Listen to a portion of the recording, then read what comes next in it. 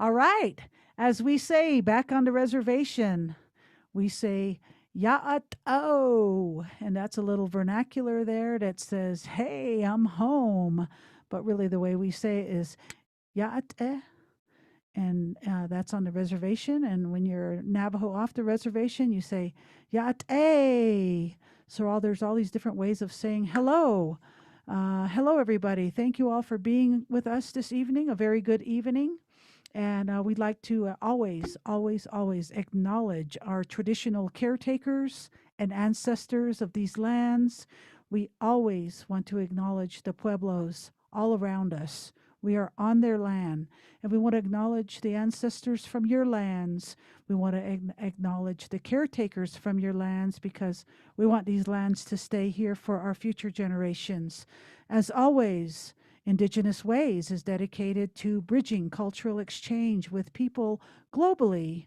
And this month is a very special month as we are nationally acknowledging Native American Heritage Month. And we're excited to have all the presenters that we've had from April 1st to now. And you can go to our website and our Facebook page. We post 2 presenters a day for this whole month to honor Native American Heritage Month, as all of our presenters have blessed us with so much knowledge, oral storytelling, traditional stories coming from their ancestors that we cannot find in books or in schools. So this is a very sacred platform we're on tonight. Real quick, I just wanted to let you know that this blanket here, I keep saying, is a big surprise. Well, the surprise is out of the bag. We are getting ready to do a raffle next Wednesday, and somebody is going to win this beautiful blanket, which ironically represents water to us because Black Mountain is without running water. There's no running water on Black Mountain. So this blanket is to raise funds to take water up to Black Mountain any way we can. It doesn't matter if it's cans, bottles, cases, barrels, water catchments, eventually pipes, a well to be dug. That's the big goal. So we're all headed in that direction. And you know what? We really believe that's going to happen. It's going to happen. Put your prayers out there, you guys. Black Mountain is going to have water for sure. We just don't know when. So that's why we're doing what we're doing. So tonight is a very special night. We have our beautiful, beautiful sister, Christina Bueno, and she hails and zooms in from New York City. Oh my God, can you believe that? The big buildings and the bright lights. And oh man, I just want to go to New York City. Well, guess what? As close as we're going to get to New York City tonight is Christina Bueno. Everybody, let's give it up for Christina Bueno. Woo! Good evening, folks. And Tosh, do I just go ahead and start now? I believe Yes, ma'am. so. That's it. Then hi, everyone. Let me just fix my hearing aid. Give me just a second to do that.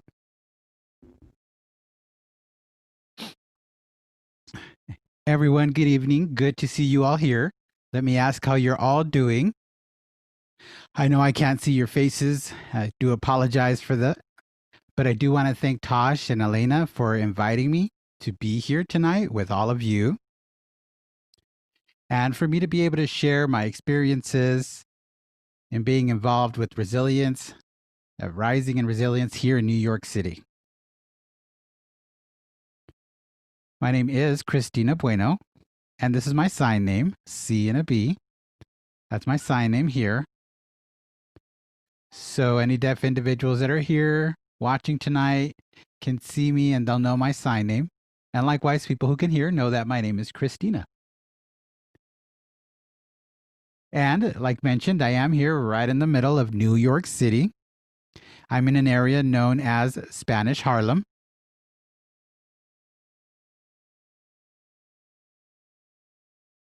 And where I'm at is very awesome place. And the reason I say that is because there have been several places among the city where I've been able to participate with the Rise and Resist movement.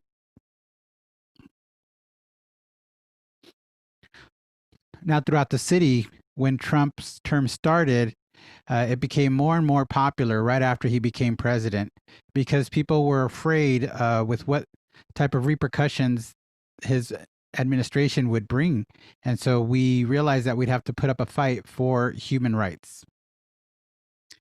And we know that we have lots of opportunity here because New York City is just so crowded and full of so many people. I also want to talk about what rising means. Rising means that we rise up and fight for our human rights and fight for them against uh, any violations against those human rights. So here in New York City, it's heavily populated by Democrats.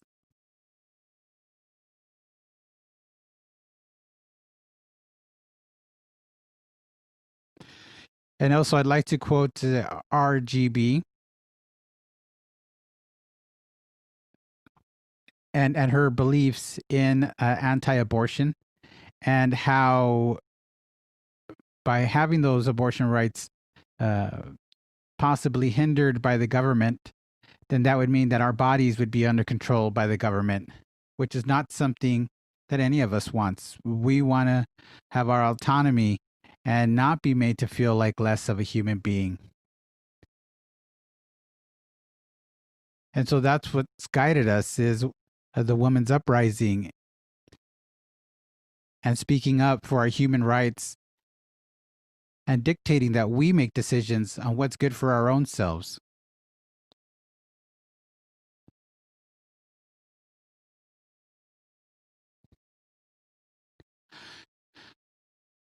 So, in the past, long before current times, women were respected. We were considered important as our role was that of the earth.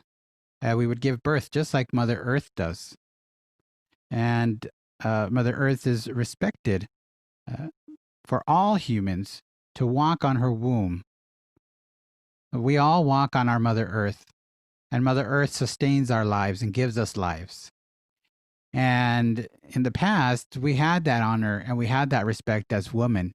And it seems things have changed, unfortunately, nowadays, and that is no longer occurring. And women aren't held in that regard like they used to be in the past. And so, this is the reason we need to rise and resist.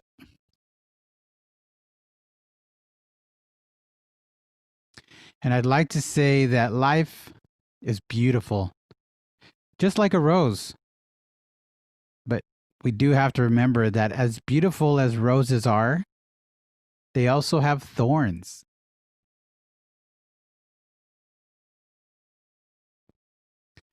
And the symbolism in that is that there is no place that's perfect, despite how beautiful the world may be.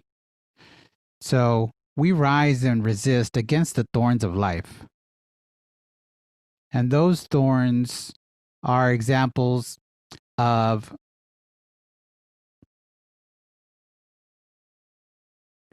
forces that push against us and force us to be resilient. Like facing darkness, tragedy, trauma, family difficulties, finance issues, family matters. But it seems like none of those issues really matter anymore. But they do matter.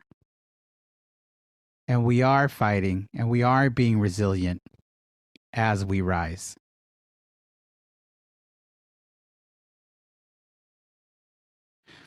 And first of all, I'd also like to share an experience uh, of myself being a part of rising and being resilient here in New York City. After Trump became president and was inaugurated, we started having marches here. And we had something called the Women's March. And that was a moment in time where women across the United States came together to march side by side marching and marching together. And it was extremely powerful. I had never experienced a historical moment like that. And it was after Trump came into power as president. And the reason for it is because people had a sense that he would impose fascism, and people wanted to rise and be resilient against that and didn't want to go back in time to when things were different. The community here wanted to move forward and not what the president wanted. So that's why those marches came together. And also, with Trump's presence, we felt our human rights were threatened.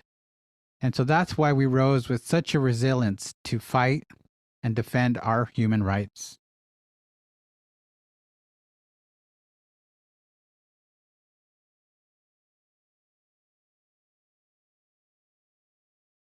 And we know that every human has the right to pursue happiness and their right to their preferences and to determine what those are individually for themselves, for yourself. We know that every one of us have different opinions, and sometimes we agree, sometimes we disagree, sometimes we agree to disagree. There are two ends of the political spectrum in this country, Republican and Democrat, and everyone has their own mind within both groups.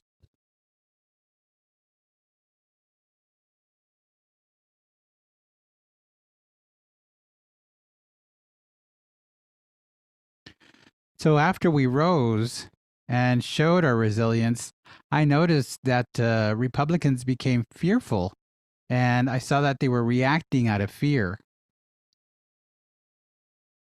And that fear, I feel, is coming from a place where they fear socialism, because Republicans did make comments and assertions that Democrats are socialist. And I must respond to that and say that in my eyes, both groups have socialism. And I think anywhere that humanity exists, there's going to be a socialist component, because we all want equal rights. We want equal rights to medicine. We want equal rights to economics, to employment. We want equal rights regardless of skin color. And that is something that I see that is intrinsic to our society, to our humanity. And so for Republicans to do that, I believe Trump caused a divide between both political parties in that sense.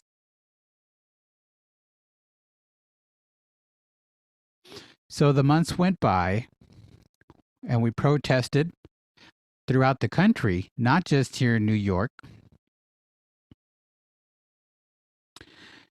And then we had an incident in our country that really highlighted the Black Lives Matter issue. And that incident was the death of George Floyd.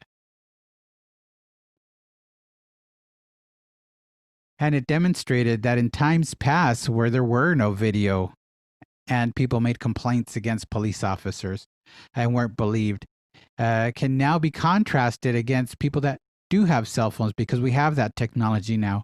And that racism that has existed for years with the police departments is now able to be videotaped. And I pray that there is a resolution to racism.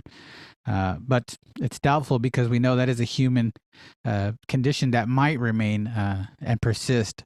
So the goal is for us as humans to change society and change that power and privilege component.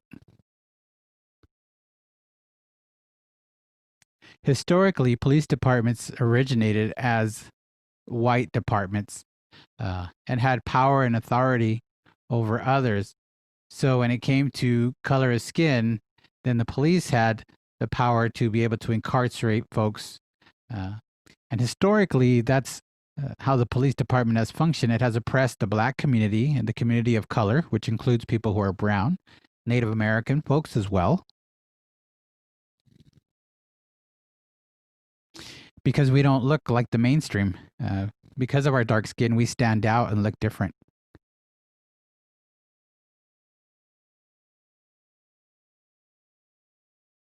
Also, I'd like to say that there are police officers of color And sometimes those police officers of color can have negative behavior. And the reason is because they work with white police officers. And this is something I experienced myself personally. It's about when I was 15 years old. I was involved. I was part of the hood. I lived in California, in Los Angeles. And it was a Hispanic or Mexican police officer. And he was having a good rapport with us. We were communicating back and forth to the point where we were listening to the police officer, and the officer was listening to us back. And at some point along the conversation, a white police officer arrived, and instantly that Hispanic police officer's attitude changed. And I think the reason it changed is because he had to fit in with his partner. And if his white partner was harassing brown people, then he had to fit into that system. And quite often, when police officers of color have a partner or are part of a group of white police officers, then they have to coalesce or meld into and follow what those white officers are doing. Now, what happened to me is I was hit with a club on my head in that incident, which was very shocking as I didn't understand why things were happening. I can look back now and see that it was a power struggle because I was trying to get into our place, and all I needed was for the officers to calm down, and I was going to make my way to where I was headed. But I was hit on the head while being pushed. And we were all, of course, brown people trying to make our way into a building. And so I see that there is that type of racism that continues to exist even within police departments when it comes to officers of color. And I also want to show now at this point a picture of the defund the police movement that we had here in our Rise and Resiliency movement. So let me get that on the screen, and there it is.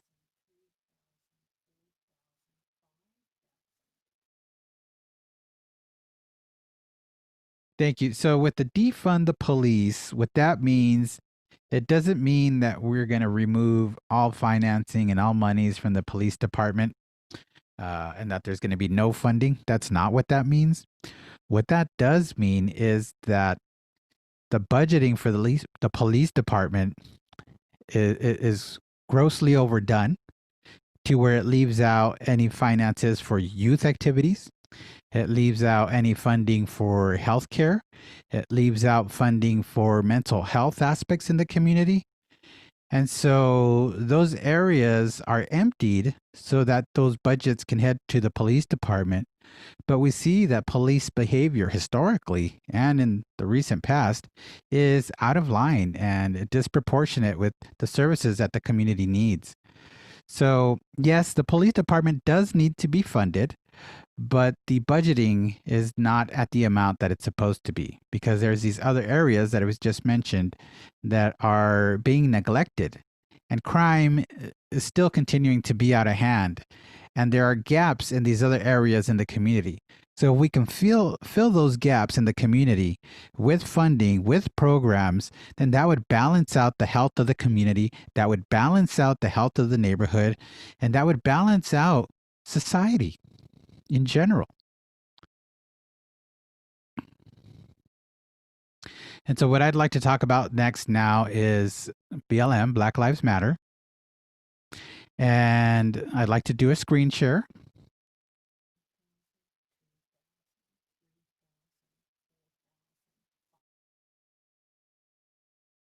Oh, I think I had a couple more pictures. If we can show the other pictures.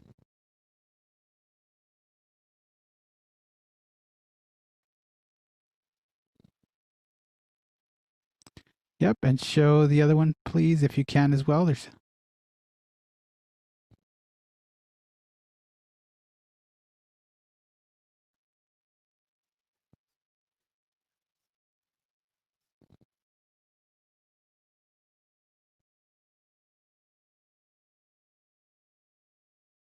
okay, we've gone through the pictures.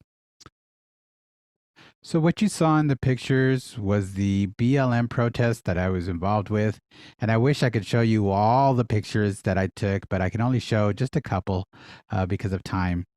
Uh, So there was a group there of us that participated in the Black Lives Matter movement and protests in our area.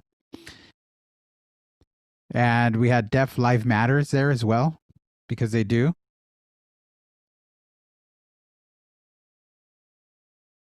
Sometimes deaf individuals are shot by police officers because they can't hear. And so it became a case where Deaf Lives Matter as well there. And the Black Lives Matter protest had sign language interpreters present every day. Every day. There was a section called Washington Square Park where they had an interpreter. And there they had a posting with the times of where the interpreter was. And then there was another location in Brooklyn, and they had an interpreter there as well. And then here in Manhattan, where I'm at specifically, they also had sign language interpreters. So I must say that the access that was provided for the sign language community was just awesome. And I see that Black Lives Matter recognizes that deaf individuals are human too. And we want to be a part of the protest, and we want to be a part of rising and being resilient. And without that access provided, we wouldn't have any understanding or any knowledge of what the protests are about and what people are saying and where the movement is headed. So having the interpreters present there at the Black Lives Matters movement helped me realize that we need to fight for our rights as well. And there are a lot of deaf people who sit back and just feel like no one's going to pay attention or listen. But seeing the interpreters provided there, I realized that yes, we need to also fight for our rights and continue in that movement for deaf rights as well. And that's one of the reasons why it's so important to have access to information via a sign language interpreter, even at something like a protest. I do have to say that this year has been unique, very unique, in the fact that a lot of individuals in the deaf community have been exposed to and have learned and are awakening. They had been in the shadows or like a shell to say, in their shells for many years, being passive and accepting the awful experiences. But now that we see that people are standing up and they're rising and they're being resilient, then we too must join in and we must rise and be resilient as well.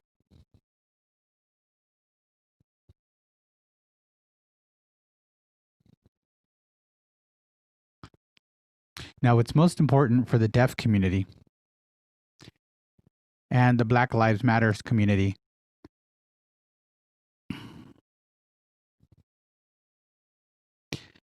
is the mutual support we can offer each other, which allows people to see that unity in action being manifest by individuals. And when one human sees that unity being manifest, then we can take that and apply and help our community, the deaf community as well. We can have those hearing community members fight with us and fight on our side for our community, for our rights as well.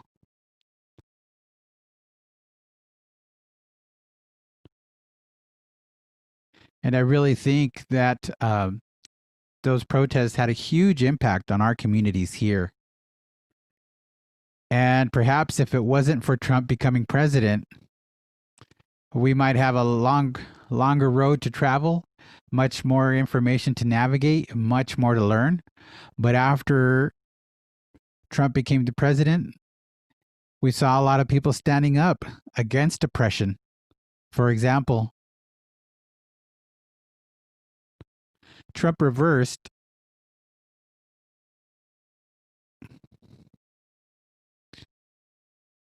something that we, the deaf, and other individuals with disabilities, we had filed a grievance against stores or businesses for discrimination.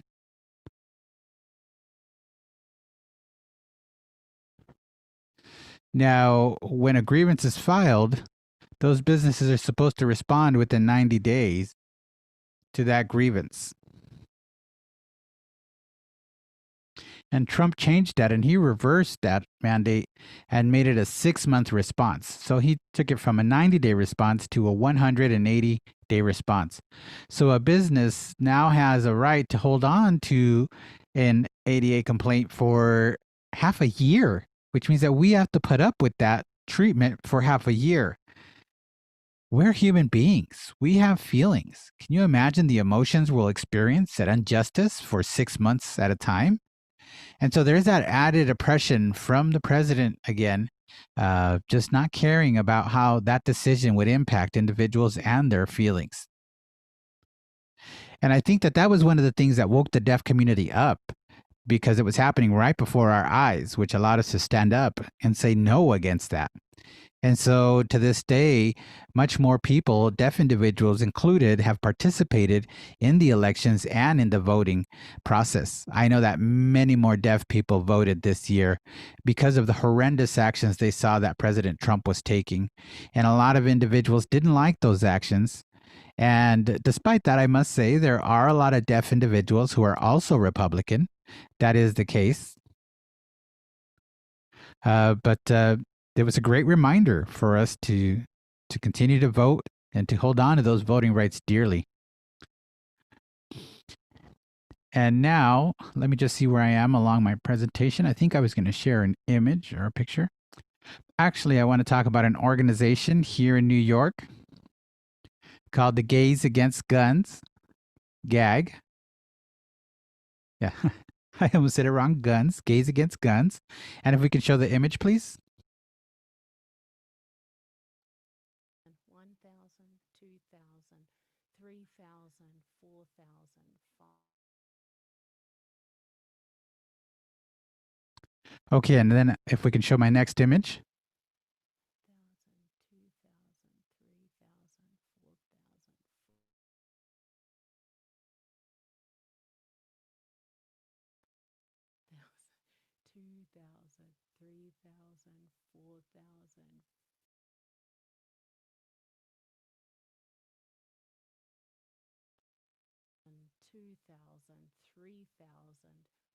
5,000.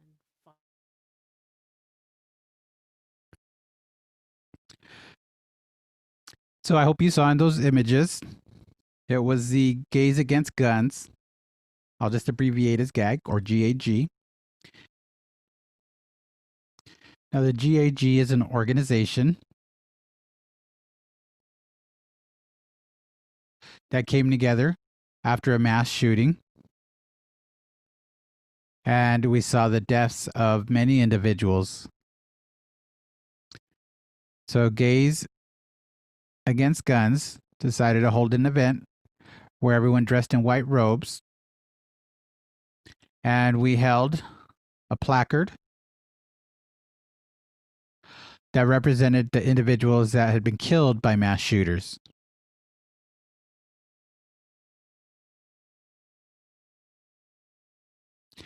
And they marched along during, like, for example, the Gay Pride Parade and other events.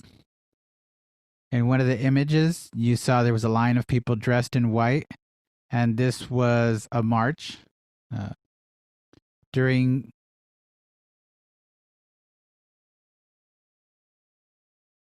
the protests. And then you saw another one where people were standing in different spots dressed in white. Again, they were representing those who have passed away. And one was held at a library.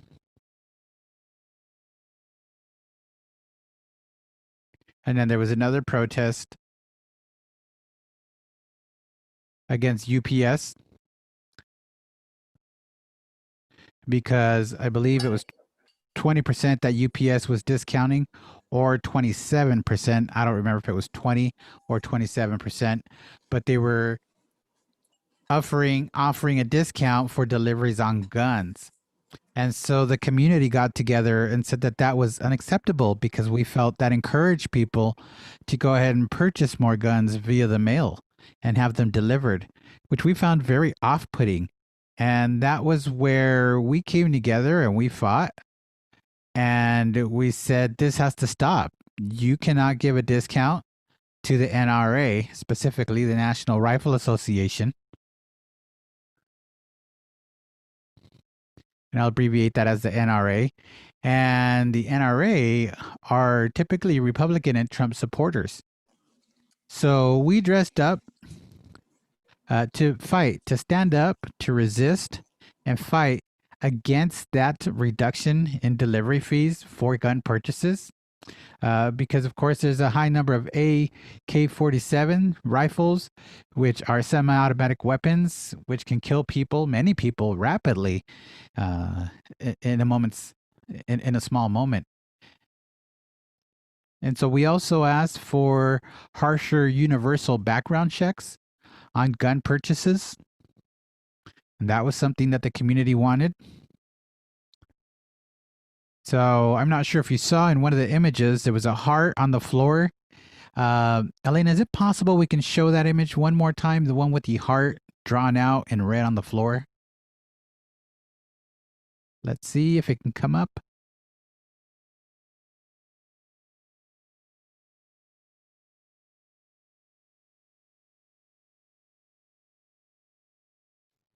Oh, just find it Is and not I'll bang able. it up in a minute. Give me a minute, Christina. Okay.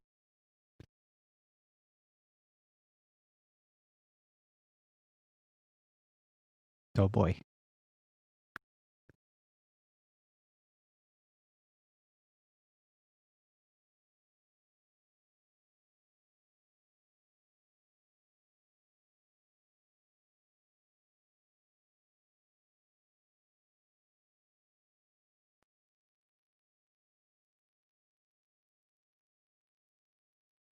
Okay, so I am the fourth person back up against the wall. Oh, okay. Well, as you can see, there was a heart shape on the ground, and that represented the Pulse shooting. And Pulse is a bar in Florida where a gunman attacked, and I believe 19 individuals lost their lives. I don't remember exactly the number. Uh, and I might be wrong. It might be 47 people. But that day was the first anniversary, was the 1 year anniversary of their passing. And GAG decided to honor those individuals by going to DC to meet with Senator of Texas. And I believe it was Senator Combrin was his name. So a group of us from New York went to Washington, D.C., and we were a bunch of gaggers, right? Because we were gays against guns. And I really love that community and that group of people. So we all headed down there to D.C. We went to the senator's office.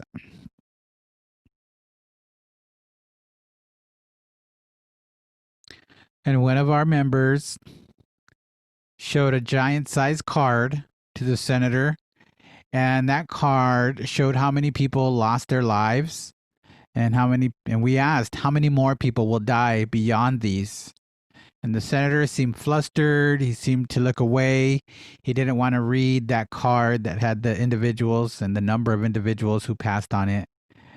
And to me, it looked like perhaps he was embarrassed or felt bad for the individuals who lost loved ones and family members. And then after that, we made our way to the Capitol. We went to Capitol Hill in DC. And that's where we laid out that red cloth with the heart as a symbolism of the lives lost. And it was a very powerful moment for that 1 year anniversary after the shooting at the Pulse Entertainment Bar in Florida. Now, there were some protesters that wouldn't leave that location, and some were arrested, some were not arrested. I did not want to be arrested, so I made my way out. I work as an educator, as a teacher, and I was very fearful of that ruining my record. Not so much ruining my record, but I just wasn't ready for those consequences at that time. And so after that event, we came out, we waited for our friends that were arrested. Once they came out of jail, then we all headed back as a group to New York. And it was about an hour or two after we had met the senator. And then, surprisingly enough, the shooting in Las Vegas happened, and that was extremely shocking to me. And I had hoped that in that moment the senator learned a lesson of some sort. Maybe our meeting him in his office and informing him with what we did. And then a few hours later, having hundreds of people gunned down in Las Vegas. I hope that made the impact of what we were fighting for. Again, automatic semi rifles. We just need to reduce their numbers. We want increased security and background checks on gun purchases like that. And so that was what happened there. And I'll never forget that moment. So now let me move on to my last topic. And I also want to talk, before I show you my last set of images, democracy is what we strive for. And I learned that that word was created. And by the way, I learned this from Sarah Young Bear. She had a message on Facebook talking about how the word democracy was created. And apparently that was, I believe, by the Iroquois tribe. And Sarah, you can correct me if I'm wrong, but if I remember correctly, that word was formed before European settlers arrived on this land. And when the European settlers arrived, they borrowed that word and they used the word democracy in their fight for their rights against the oppression from England, and broke away and, of course, formed this country and are here today. And so that word democracy originated from a Native American tribe on this land, on this continent.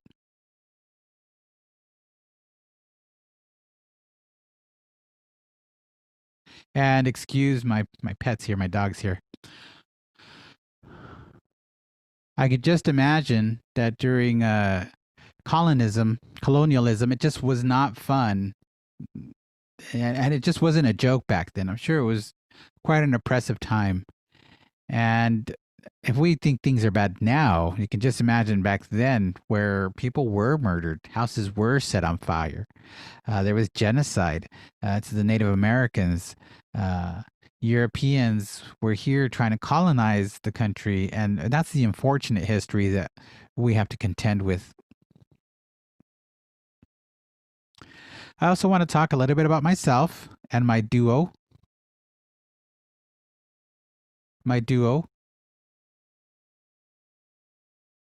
Friend,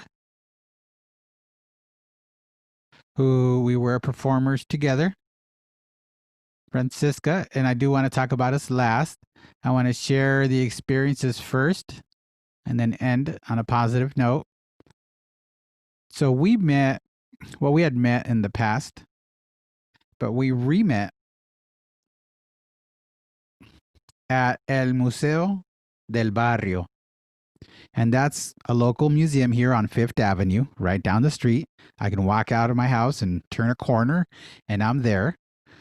I live about a mile from that museum. It's really, really close by.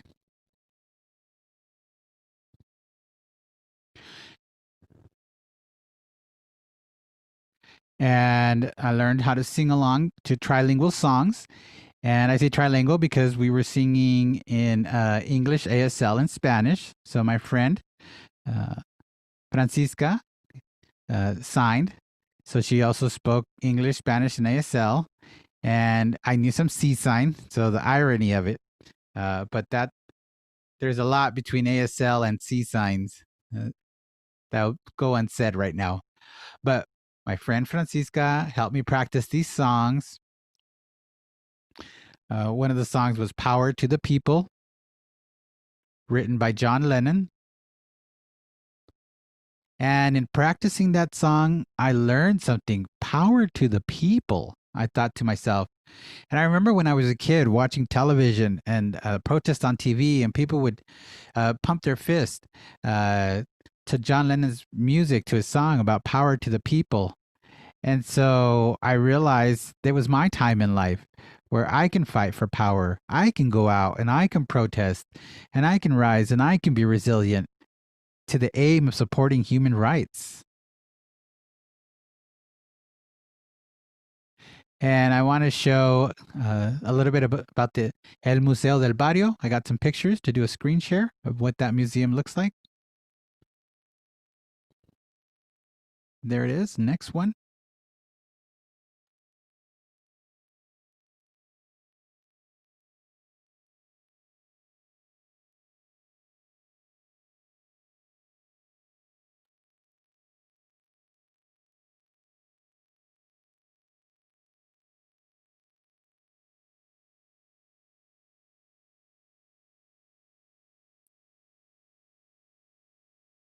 So that picture you just saw, one of them said Storefront Museum. And boy, I was so wrong. I thought it was El Museo del Barrio Museum. It's not. It's the Storefront Museum. But what we did is we did a show at that museum. And then we had our first public exhibit outdoors. And we did a quick show called Flush Trump. And so that was the name of our show. It was called Flush Trump. And we performed to a group of random strangers that were just walking by on the street. And they stopped to watch our show.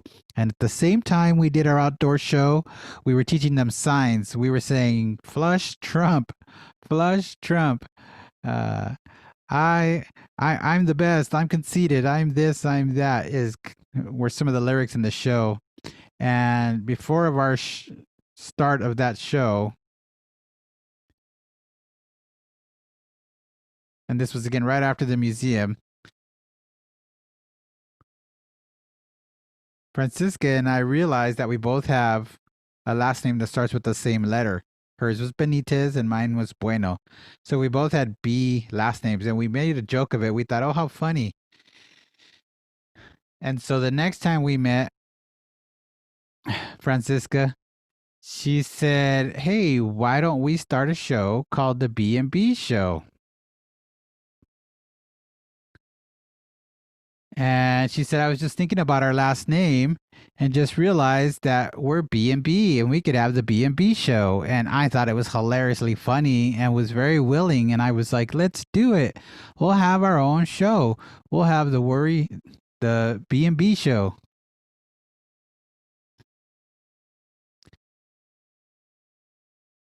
Now, we did go to a lot of places and the show was growing. We went to the House of Justice Club here in New York. We also performed at the Black Deaf Advocates of New York. We did a show for them.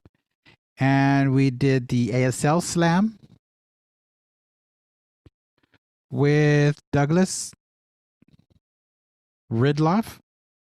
Douglas is a deaf individual who hosts that ASL Slam. And so Francisca and I were both a part of that. And just recently, we did the show at the House of Justice as well, talking about voting and how important voting is. And we encouraged in that show the deaf community to get out and get their vote in so that we could help the folks in Georgia to go ahead and change and turn blue. And that was the last show that we were a part of. And things were starting to grow. And that momentum was starting to build. And I must say, I think I've run out of time at this point, but I do want to thank you both, Elena and Tosh, for the extreme honor of having me here so that I can share my story with all of you. Thank you as well also for the wonderful ASL interpreters. And I'd like to thank Donna Aceto. Donna sent me the pictures of the human beings in white cloths. She's the one that had sent that. So I just want to thank her and give her credit for those pictures. And also Francisca Benitez, too, my duo performer, who also sent me the pictures of us. So I want to thank you both. And I want to thank everyone for being here tonight and watching me share my story and allowing me to share my story with you all. Woohoo! Thank you so much for that, Christina, and the insight of you coming to self fruition and realization through the power of the people and your perspective and what it has meant for you and seeing it through deaf eyes. So thank you for sharing that with us this evening in the Indigenous Ways Wisdom Circle. If you're here in Zoom, welcome, or if you're in any of our social medias, we're so glad you're with us. Just before I invite people to come in, or if you're in social media, you can percolate some wonderful questions or comments you might want to ask Christine. This is what is coming up. So next week, can you believe it? We're in December, which means it's coming towards the end of the year. We have the wonderful Jennifer Gorman, who is Navajo, who will be in the Wisdom Circle. We absolutely love Jennifer. She has been the MC in a lot of the festivals we've been doing, working with remote communities, particularly in Titseli and Chinle, where we've done. So she's going to be sharing her wisdoms and her perspectives. She born and bred in Chinle, Arizona. So please tune in to that next Wednesday. And also, above me is our website, IndigenousWays.org. In the next 48 hours, this video of Christina will be available. So you can share that with your friends. Also, if you're on social media, you can see that any time of the wisdoms that she has shared. Also, at our website, you can subscribe to our weekly newsletter.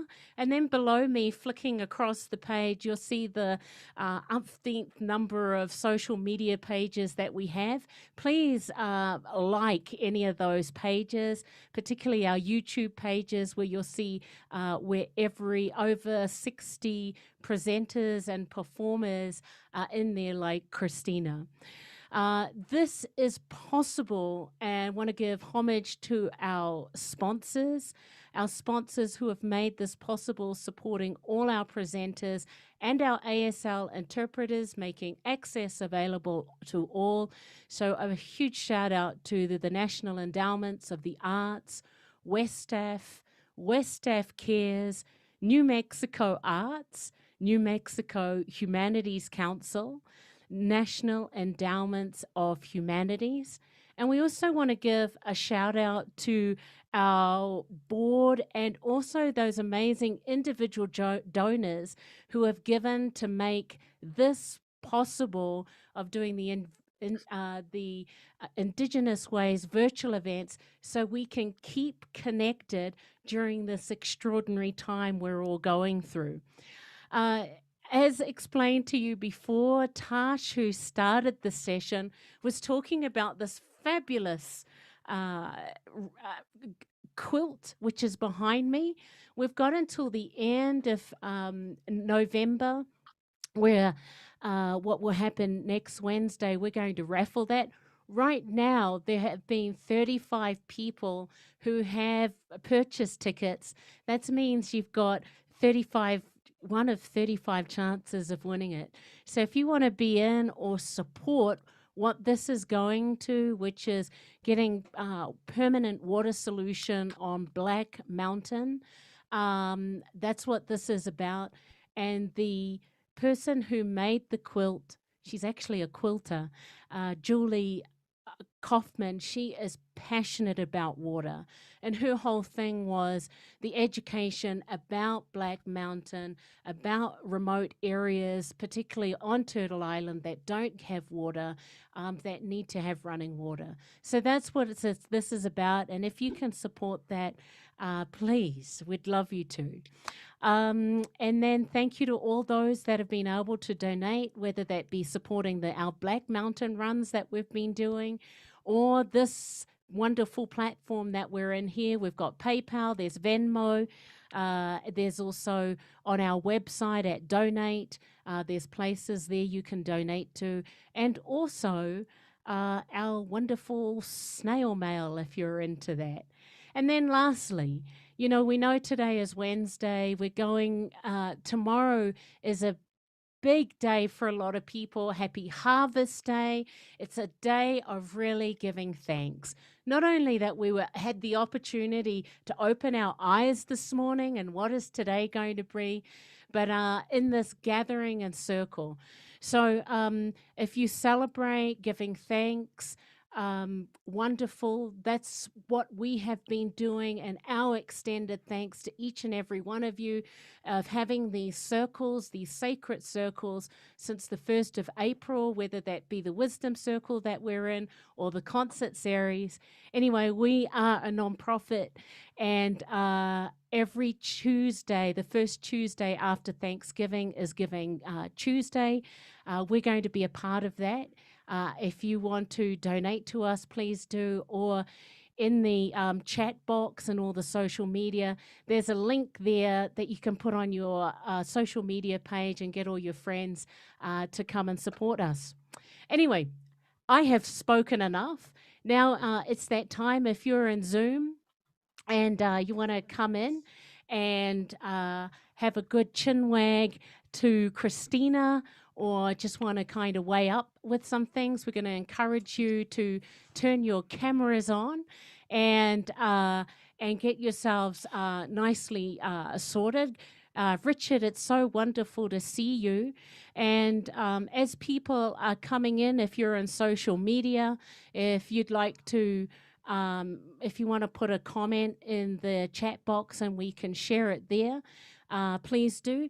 Hey, Richard, because you were first on, do you want to weigh up with something, keeping in mind that we are a nonprofit and the sacredness of all our funding and things like that? Rich, what do you have to say? Well, I first want to ask, I understand next Saturday is going to be Mr. Miller, one of my all-time favorite singers. Can I mail a check to you at your Santa Fe, New Mexico address? Absolutely. And Because we I'm will not going to pass be that on able to do Bill. it. Next Saturday is a Vacha, and she's a force to deal with, and I do the poetry that day. So You're I'm going to send you a amazing. check. It may be a week or so because I don't go out that much to a post office, but I want Bill to get some money for this. And I You've might got start it. sending some money your way too. But I got people up here I have to support too. So anyway, I just want to say thank you, Christina, for your words. I, of course, am old enough to remember all the things you talked about. I live in San Francisco, and my favorite community in San Francisco is the gay community. They've changed. Unfortunately, it's become more of a white picket fence gay community. They've lost a lot of their oomph. But I remember the day when street theater was here in San Francisco, and they went on the buses and they let people know what the fight was all about. And they didn't only just talk about their gay struggle; they talked about everybody's struggle. And that's what I loved about the gay community. And so I'm glad you told those stories because the gay community all over the country is always been there. And you spoke of things as they were, and they really haven't changed. But I was never really hopeful for this country because it's an empire. But things that have been happening, I don't know. I'm sort of hoping that things are going to sort of coalesce and people start thinking, start realizing, start understanding what these struggles are about. When I joined the Native struggle, a Native person said to me, "Join our struggle." Yes, I did. I will be with you in the struggle till I die. And if I have any writing that's worth any good, it'll go past me. So that's what we have to do. We're only here for so long, but let's find a way that we can make an impact, whether it's through our writings, our music, whatever it is, through our politics, whatever it is. This is the seventh generation. And I don't say that lightly because everybody talks about the seventh generation, but it's true. We are now all part of that seventh generation, and we see the things that are going on. We've seen what happened at the pipeline, and these things are powerful. So everybody in this room, don't think for a moment you don't have power. You got power, and let's use it. And as our sister said, rise. Right on. We love you so much, Richard. Thank you so much for sharing that beautiful wisdom. Dr. Carla Thank you. Garcia Fernandez, we're going to go to you if you'd like to share something with Christina. It's great to see you. Yes. Hi. First of all, let me say, Christina, hello. Good to see you. This is Christina. Hi, Carla. Thank you so much for sharing. Your comments got me deep into thought. I've done some ethnic studies, and in terms of high school walkouts, that's in comparison. They had that in Los Angeles, California. They had some high school walkouts like that, some protests as well, which were powerful. And sometimes people view protests as negative, and inherently they're not negative. A protest is speaking up and fighting for improvement for the community that needs that, improvement for the future generations. And so when we think of our ancestors, they did the same thing. They protested for us. And so we have to carry on their work, if that makes sense. So, Christina, that's what I got from your message. I really appreciate you sharing that. And now I'm looking forward to your duo story. I want to learn more about you and your performances. Thank This you is very Christina. much. Thank you, Carla. I'll have to share some information. I'll do a Facebook post about Francisca and I's performance. Carla says, yes, thank you. Great. Thank you for that, Carla. I really appreciate that. Is there someone in our squares that would like to share some words with Christina, or just make a comment on what they're percolating of things that might have been cracked open? TV.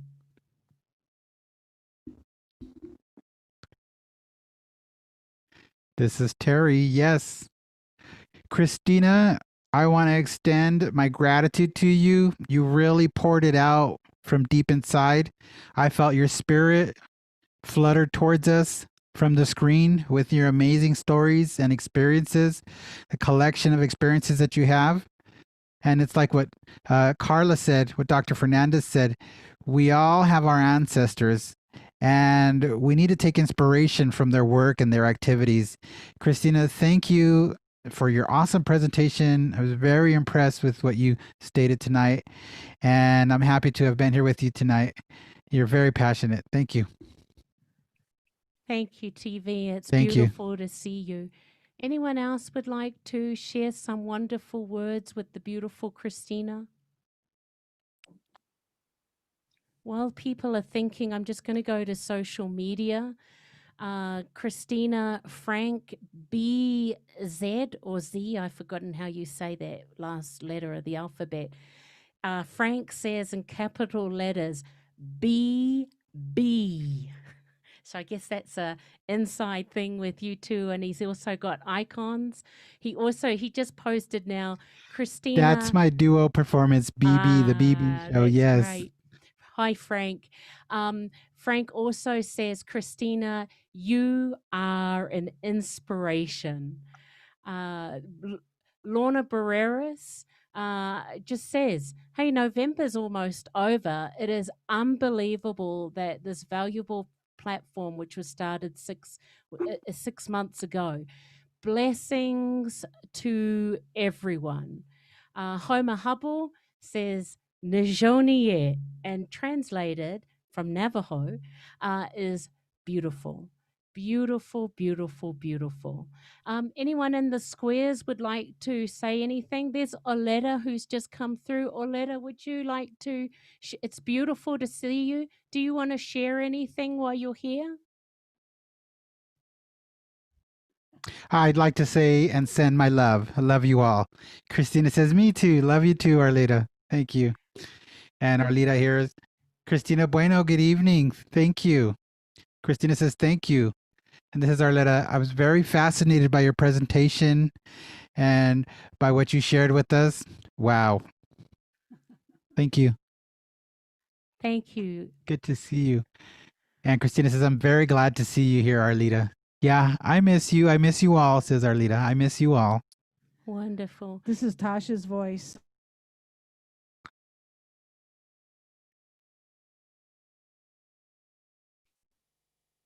Tosh, your sound turned off. Oh, is it on It's now? back. It's Okay. back. It's back. Arletta, as soon as we can, we'll be sure to come back and see you in Greasewood.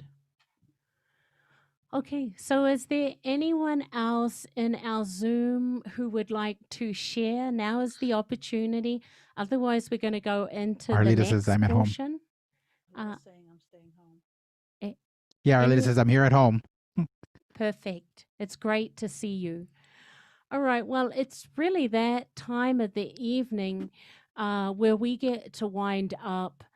Tomorrow is a huge day, a harvest day, Thanksgiving if you're into it. Tasha and I thought, well, because we're in isolation, as Christina was talking about also, we're going to beam in at 6 o'clock, same channel, same time tomorrow. If you want to do a circle, and we're just going to check in of things that that we're grateful of today. So, for example, for that, for Indigenous Ways, we are so grateful to each and every one of you for making this platform for what it is. Our incredible presenters like Christina tonight, sharing not only her experiences, but what she's taken in and how that has really motivated her, as Carla was talking about, to speak up. You know, in the circle that we've been doing, or the circles, whether that be through the concert series, through the music, or the wisdom circles of hearing the wisdoms from others as through time. Sometimes it's been about reconciliation of their own hurts, their own past, to really come to these incredible wisdoms and nuggets, as Richard calls them. So that's one thing we're grateful of. Another thing that Indigenous Ways is grateful of is the $40,000 that we've been able to raise through this platform to take and help the families up in Black Mountain, 5 relief runs. We could not have done that without any of you. And for me, my personal gratitude for today, Creator, for whatever reason, gave me an opportunity to open my eyes this morning. And so whatever unfolded throughout the day was a miracle. Not only seeing all of you here tonight and those people that are on the social media or listening to this or watching the recording of this, but we had the opportunity to really take in these amazing words from Christina. But so if you want to join us, Thursday, you're feeling a bit alone, please come in. It's just going to be a short check-in. Just make sure everyone's okay. Same time, same channel. Will If do. you don't know where that is, it's IndigenousWays.org in the events page. I and want to just click on come. there. Of course you do. We want to see you there. It's But you know what?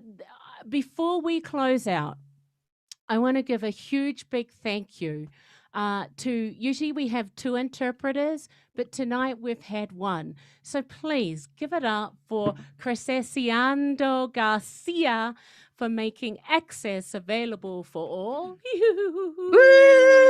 I'd like to say real quick, this is Tasha's voice.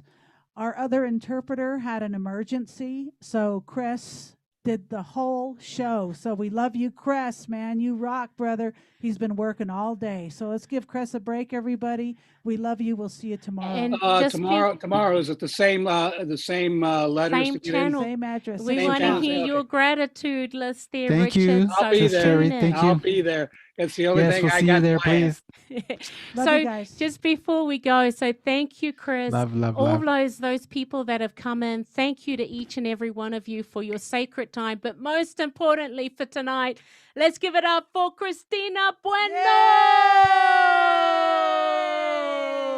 Thank you, everyone. This is Christina. We love you. Stay safe. Keep that Love you too. distance and wear that mask. See you Okay, I gotta thanks go. everyone. Next We'll see you meeting. tomorrow. Same See you time, tomorrow. same channel. Woo! Yes, we'll see you tomorrow.